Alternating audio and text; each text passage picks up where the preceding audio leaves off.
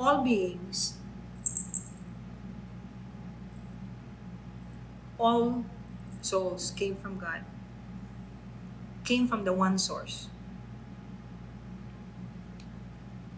But the beings that He made another beings. Not easy to understand. Ibig sabihin yan, kaya nga po may mga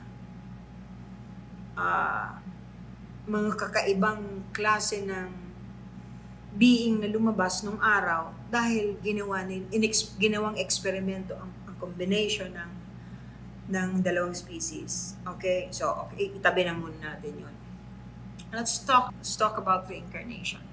Each and every one of us would normally come over here on earth. Bumabalik po tayo dito sa mundo.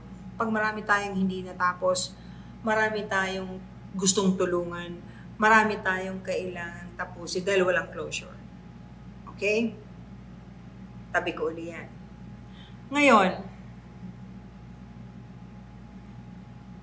Ngayon Z, may mga kaluluwa tayo bago tayo pinanganak na nag-uusap-usap sa taas.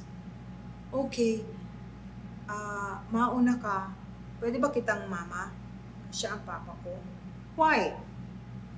Dahil sa maraming bagay. One, kailangan siyang maturuan ng mga bagay na hindi niya natapos ng mga magulang na pinili niya.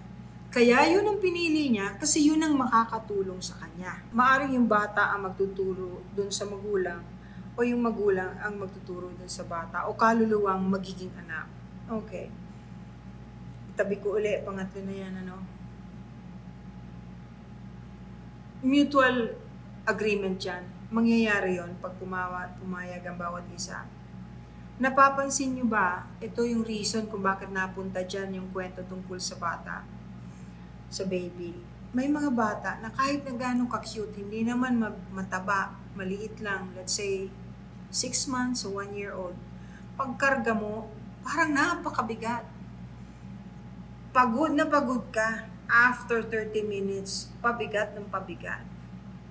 Meron naman mga bata na maski malaki-laki na, 2 years old na 3 years, pakarga ng pakarga, matagal bago ka mapagod. Normal ang weight dun sa bigat na mararamdaman mo. Yun po ang kaibahan.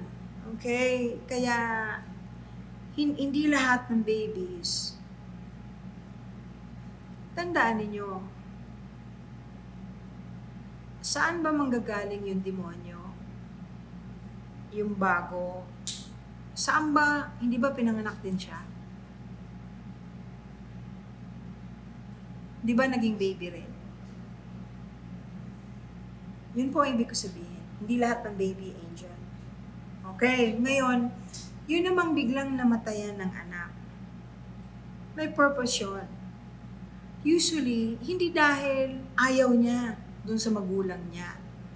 Usually, umaatras yung kaluluwa, maagang kinukuha ni ama o nagpapaalam talaga, nangihingi ng tulong na kunin siya dahil hindi na niya kayang gampanan yung whatever it is na pinag-usapan nila. To spare both of them, to spare the mother. Kunyari, nakatalaga na hindi magiging maganda ang buhay nilang magpamilya kung nandyan siya. Sakripisyo niya yung sarili niya, aalis na lang siya. Hindi siya matutuloy. Kahit pa yung pinagbubuntis, hindi po ibig sabihin ayaw sa inyo. Kung minsan mas nakakabuti. Masakit at mahirap unawain na, of course, how difficult it must be for a mother to lose a child. Lalo na if you only have one.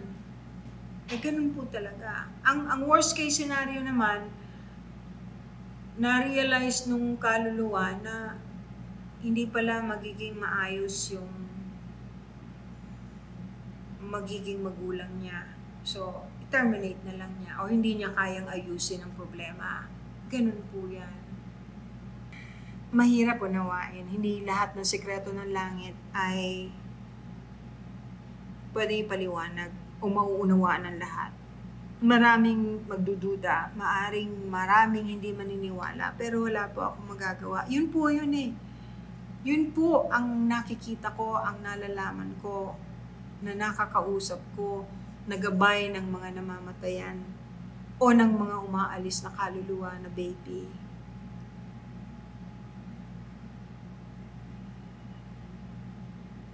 Sana Zay, sana natugunan ko yung tanong mo. Madam, paano mo malalaman kapag na psychic attack ka? Okay, you will feel it then. Go to church, o kaya go to whatever religion you have, you pray hard. Mararamdaman mo. And ask your spirit guide.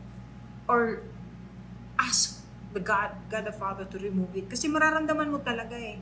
Hindi mo alam kung saan nanggagaling. Pati moods mo, nagkakaroon ka ng mood swing, palagi ka rin galit. So be very careful.